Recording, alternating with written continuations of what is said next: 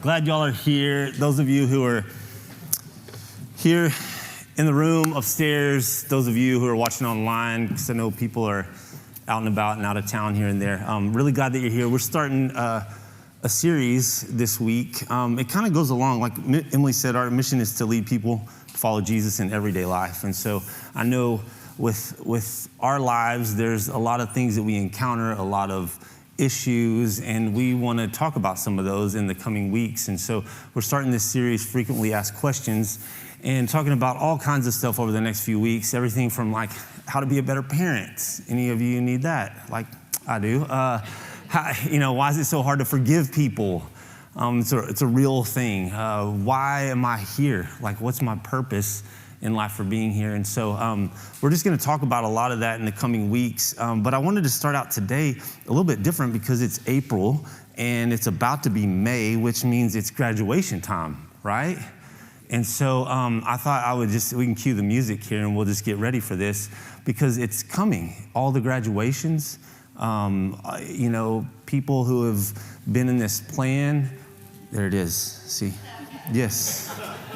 Yeah, turn it up, man. I can't get enough of this here. Just that feeling of success, and we've done this, and we're at the end of this. But I thought I would start out today just giving like a graduation speech to college graduates. So if y'all are ready for this, I'll address the graduating class this morning. All right? Here we go. It's an honor to be here this morning. This speech is usually, all right, that's good with the music. I can't handle it. This speech is usually about dreams and inspiration, but I am not here to inspire you, but inform you, because the truth is your friend. A lot of you are wondering, what's ahead of me? What's my future? To start, most of you are in debt. Good luck. Good luck on paying that back. Welcome to the world of financial stress, and here's a glimpse into the future that you have now financed. If you aren't already in love, maybe you'll find somebody soon and settle down, and then after that, maybe you'll land a job, and luckily you might find a career. And you may have kids. The daily grind and stress of life will eventually set in, and you'll likely notice this aching pain, this unspoken sense that there's a meaningful purpose and calling for you, but life is so fast-paced and stressful that you can't even pause long enough to reflect or figure out where that pain's coming from. Pressure and anxiety will become familiar, and you'll live with this frustration and question of, is this really how life is supposed to be? At some point, you'll realize that this life that you've anticipated for so long is now the one that you're often trying to escape. For some of you, the escape will happen every day at 5 o'clock or at 7 when your shift ends. Exhausted, you'll end up at home binge watching your favorite shows, scrolling on social media till your eyes get so heavy that you fall asleep with your phone in your hand. Some of you will escape, and you'll find your escape in your third glass of whiskey or wine, or you'll abuse the prescription meds or unwind with a joint or another trip to the refrigerator, because reality feels too heavy to carry. Others of you will drift away from the people and relationships that are closest to you. You'll begin flirting with people online that you went to high school with because the relationships you have are just dull and monotonous. Or many of you will live for the weekend, or for the lake, or for the pool, or for the next vacation, or for anything to relieve the pressure. Some of you will bury this pain with more work. I mean, workaholism is the most rewarded addiction in the U.S. You work more, you might get the promotion, you might get paid more, and you'll fall into bed most nights exhausted, only to do it all again the next day.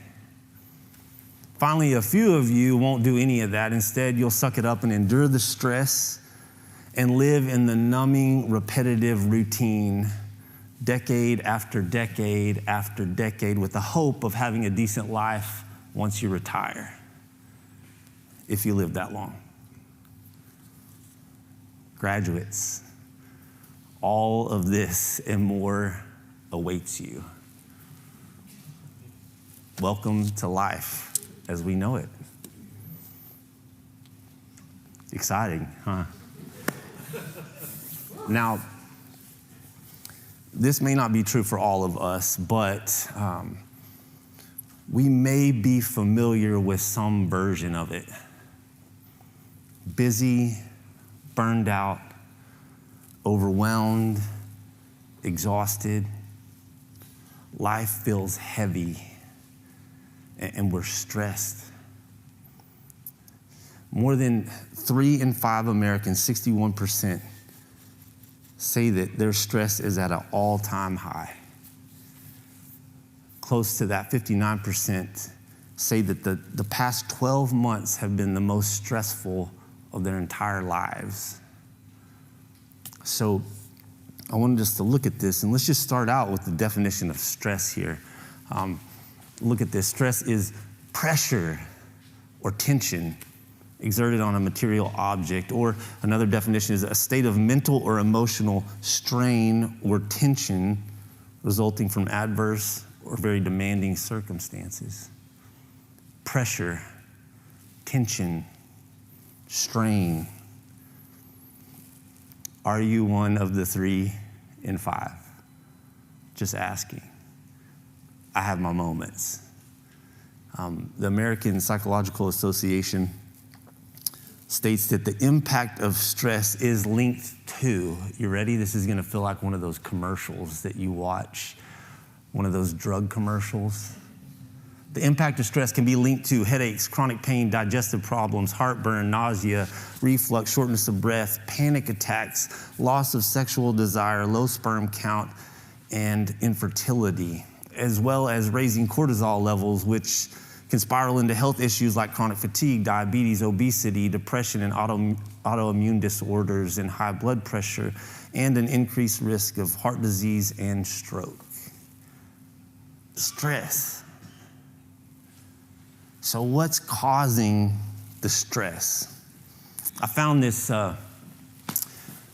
here. It's which of the following issues currently causes you stress? Number 1 on there is personal finances, 61% of people. Debt is at 55%, so those go hand in hand. And then you got mental health at 57%, physical health, and then it goes into relationships, jobs. Money continues to be the top stressor in the United States of all places. Isn't that crazy? I will tell you today, talking about this, talking about stress and how do we handle this stress, I'm gonna confess that I might not be the best person to be up here. In some ways, it feels a little hypocritical. I mean, just recently in our own family, like my wife started a new job before the end of the year, and then her boss unexpectedly died right before the end of the year, and she has been in a place of not having a job for the last 3 months. That affects finances. Well, at the same time, it was just a couple weeks ago that I get an email that's saying, like, your property taxes have increased 40%. Yes. And I'm like, God, please, are you kidding me? Like right now. Really? I'm not immune from this, okay? So when it comes to stress, we have to start asking, like, what do we do? But in reality, like, we have bills to pay, jobs to do, places to go.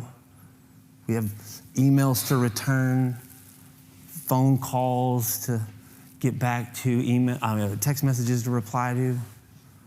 We have meals to plan, groceries to shop for, dinner to cook, dishes to clean, laundry to do, a house to clean, a yard to mow, kids to raise, games to attend, pictures to post on social media, Netflix series to watch. We got clothes to buy and gifts to buy, and summer's around the corner, so we got trips to plan, right? No matter where you are in life, I don't care age, if you're married, if you're single, if you're divorced, if you have kids, if you don't.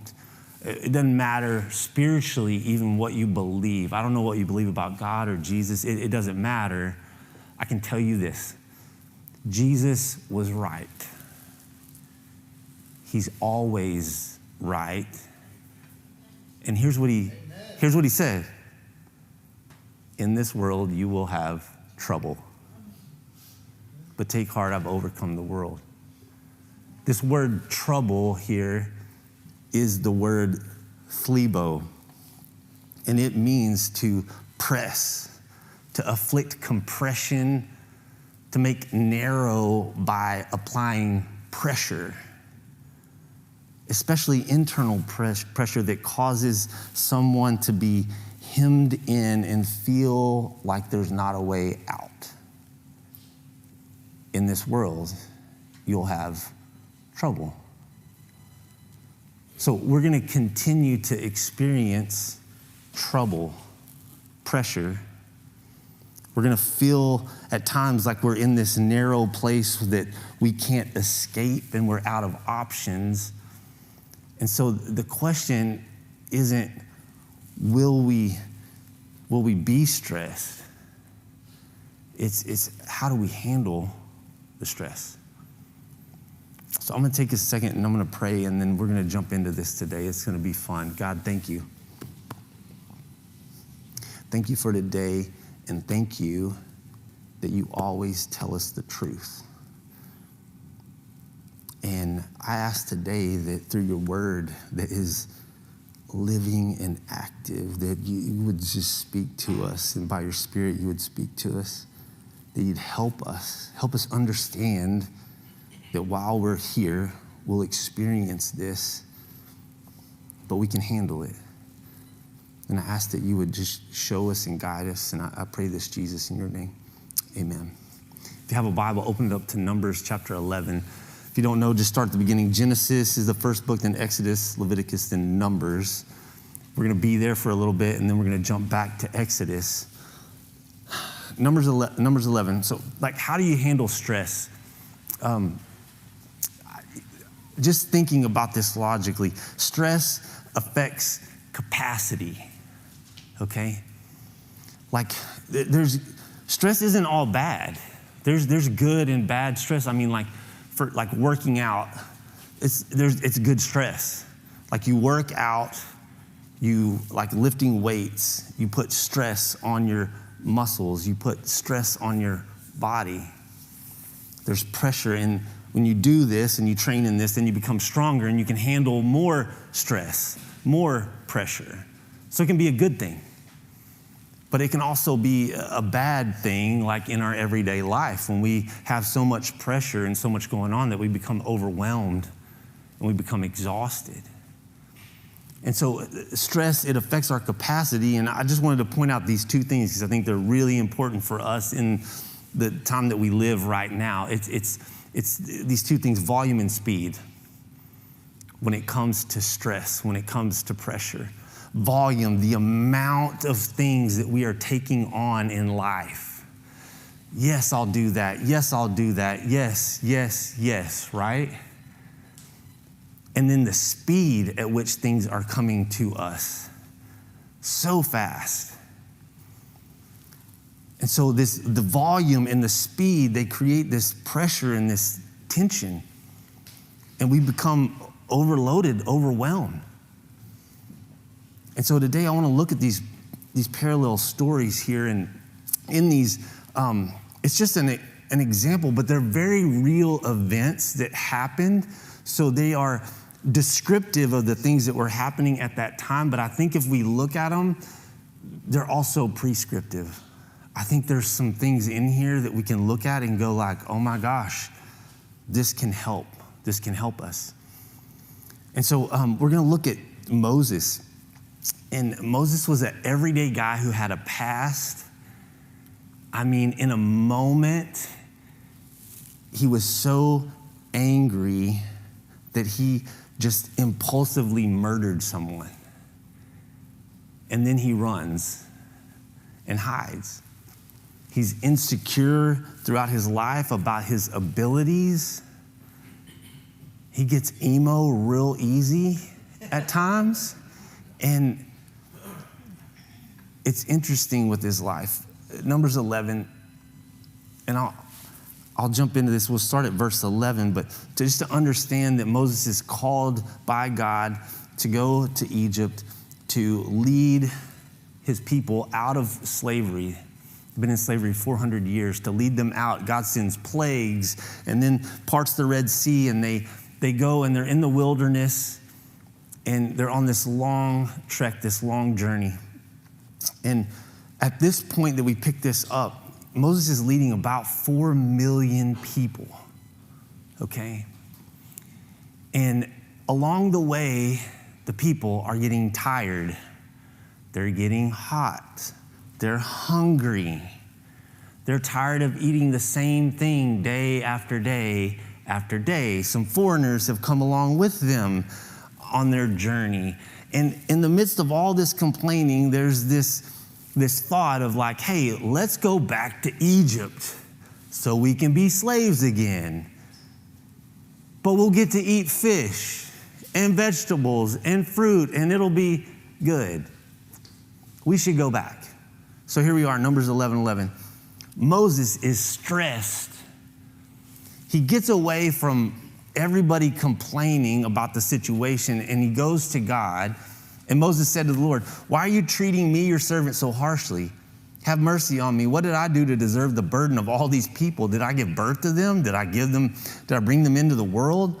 Why did you tell me to carry them in my arms like a mother carries a nursing baby? How can I carry them to the land you swore to give their ancestors? Where am I supposed to get meat for all these people? They keep whining to me saying, give us meat to eat. I can't carry all these people by myself. The load is far too heavy. The stress is too much. I'm overwhelmed. I'm at my limit. Verse 15, pay attention. If this is how you intend to treat me, just go ahead and kill me. Do me a favor and spare me the misery. Moses' stress level is at a point that he doesn't want to live. Mental health issues and this stress is not something new. People being in that place where it's too much. So God tells Moses, go and get 70 leaders, get 70 of the elders. And then he says this in verse 17, I'll come down and I'll talk to you there. I'll take some of the spirit that is upon you and I'll put that spirit on them also. They will bear the burden of the people along with you, so you will not have to carry it alone. Moses talked to God. He was blunt about his stress, and then God guides him. And later on, as they travel, we'll see Moses' capacity being stretched again in another way. And yet God gives him a similar way to handle the stress.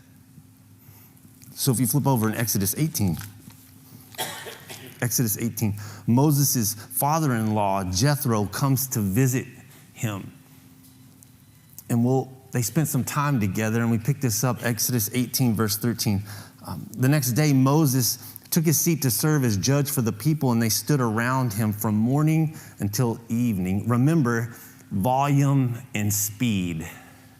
Remember, 4 million people and this capacity that Moses has. He's leading and serving 4 million people. Verse 14, when his father-in-law saw all that Moses was doing for the people, he said, what is this you're doing for the people? And now don't miss Jethro's description of Moses' stress. He says to him, why do you alone sit as judge while all these people stand around you from morning till evening? Notice that Moses is described as being alone. This is one of the biggest issues with stress, that we hold it in and that we're all alone with it. That we feel alone. But there are people all around him from morning until evening. They're all around him. And each of them had demands. Some of them were urgent, and he's having to make decisions based upon what they're coming to him with. And when I think about this, I'm just like, I just see these two. It's like having kids, They ate my food.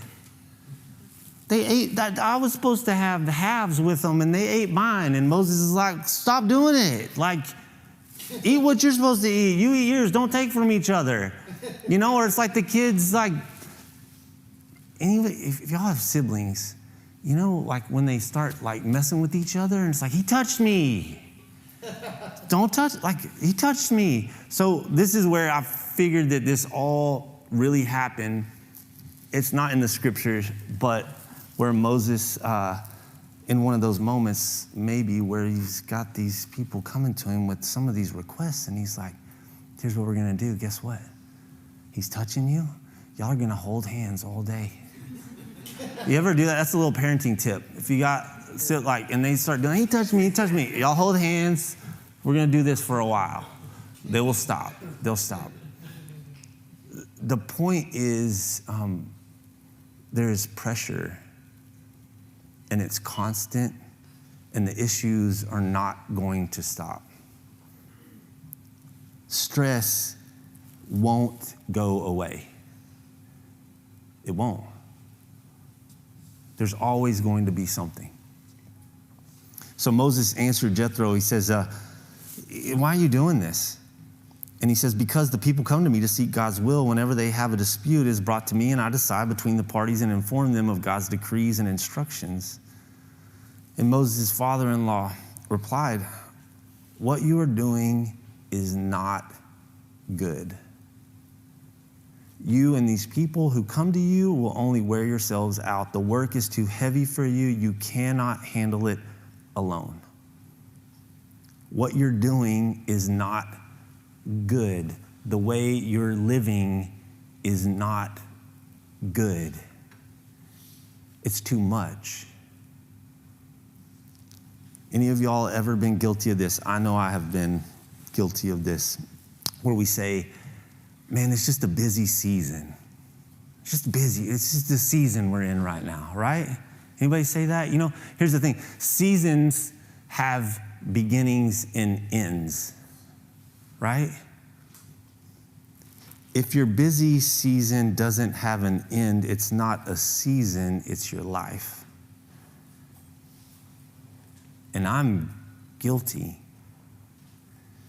where the work is too heavy, it's too much to handle. And you look at this and he's saying everybody's wearing themselves out.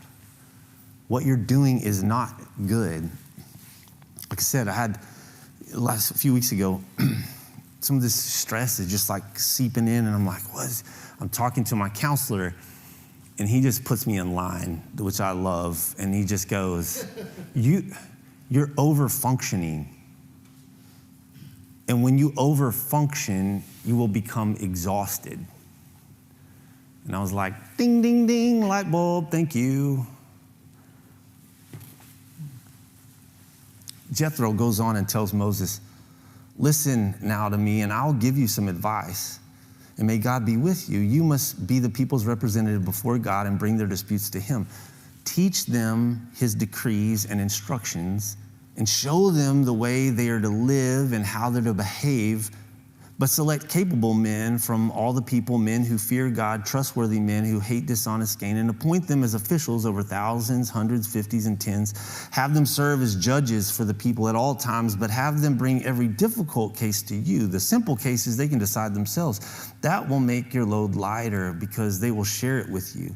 If you do this, and God so commands, you will be able to stand the strain, the stress.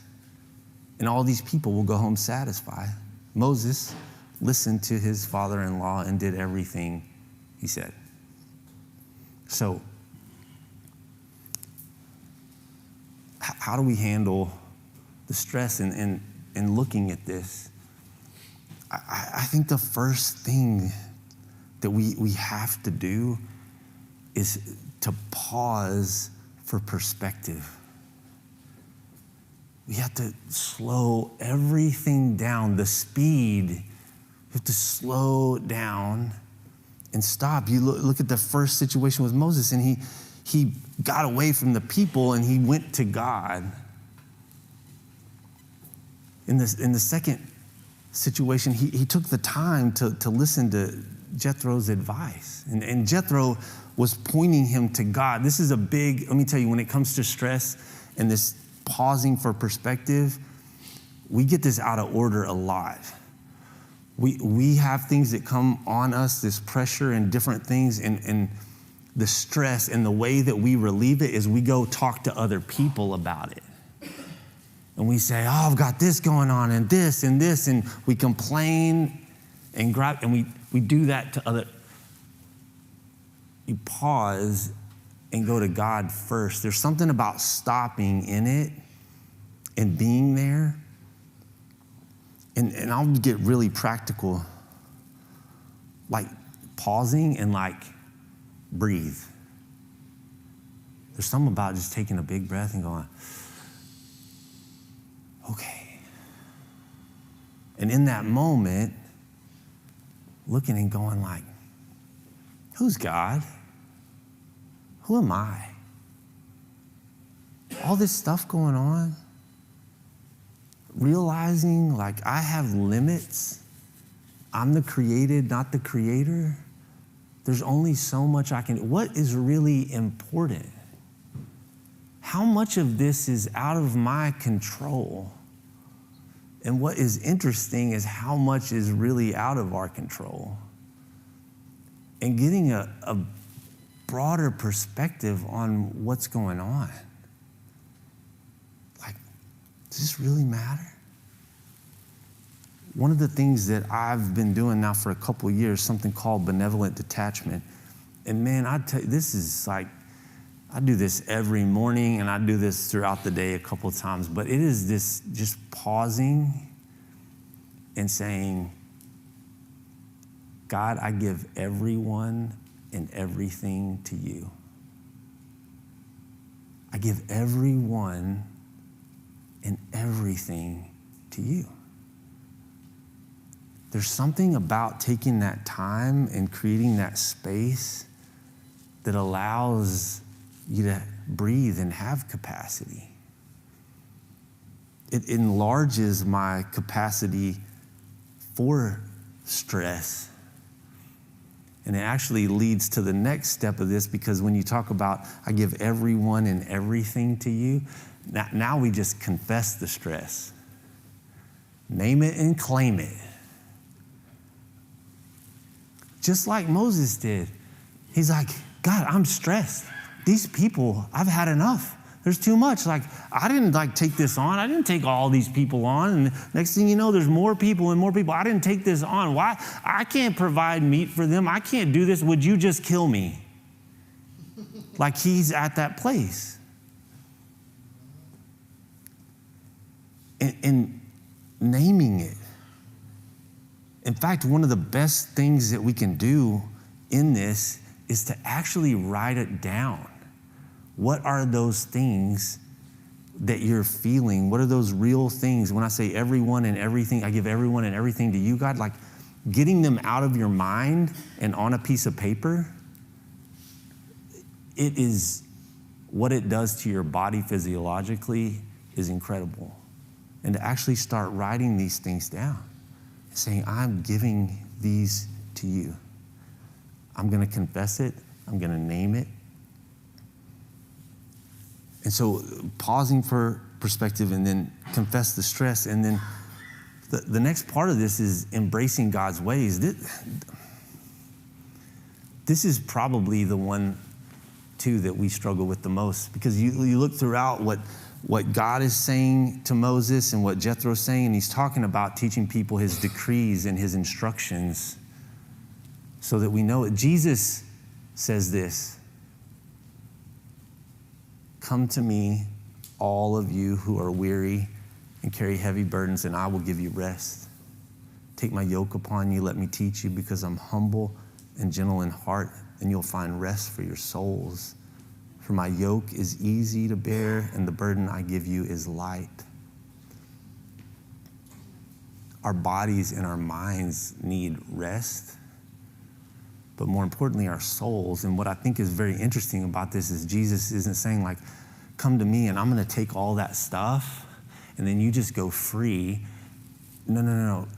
He says, my burden is easy and light. Take my yoke upon you. He's just referring to like oxen and this yoke, which I'm not going to get into all of it, like a wooden beam that goes on their neck. And if the master, the farmer that's over them, really cares for them, he will make that suited for that ox's neck perfectly so it will fit. And so as he has the reins and he can guide them, it doesn't rub against, it's not causing issues or pain or anything like that. And Jesus is saying, like, I know you. Take my yoke for you because it's light and I'm going to guide you. All that other stuff, yeah, bring it to me, but follow my way for you. I know what's best. Stress won't go away. So I go to God and live his way. Stress won't go away. It won't. So I go to God, I pause for this perspective, I confess my stress, I go to him, and then I live his way. One of the things that I think is plaguing us, because I was in ministry for 10 years before this was even on my radar, is Sabbath. We're so far off as a culture. This is one of the things I'm just going to keep beating the drum and going through the megaphone and just keep over and over and over. Because when it comes to stress, I think this is maybe one of the foundational issues for all of us. Look at this. Observe the Sabbath and keep it holy. You have 6 days in which you to do your work, but the seventh day is a day of rest dedicated to me. God creates everything in 6 days and then he rests. But we think, oh no, I don't need that. I got too much to do. Volume, speed. Some people will push back on this and say, well, this is Old Testament. Like, why are we following all this stuff? No. Hebrews, it says right here, as it is, however, there still remains for God's people a rest, like God's resting on the seventh day. For those who receive that rest, which God promised, will rest from their work, just as God rested from his. Let us then do our best to receive that rest. We need that. We need to be reminded that we're here on this earth and it is stressful. This world is broken and sinful and all of that. And we need to be reminded on that day of the first garden and that we're at the in-between from a new heavens and a new earth. So we pause for perspective. We confess the stress, embrace God's ways. And then the last part of this is let trusted people in. If you notice in both those situations, God says, go get 70 leaders. Go get them. Get them in this so this burden isn't too much for you. And in the other case, the same thing. Teach other people, these people, so they can be judges and they can work. other people we need each other. We need each other. We need trusted people that we can be honest with, so that when we are in those times where, if we get to that place where Moses was, where he's like, God, just kill me, that we have this conversation with God, but then we have somebody else and say, hey, I'm not good.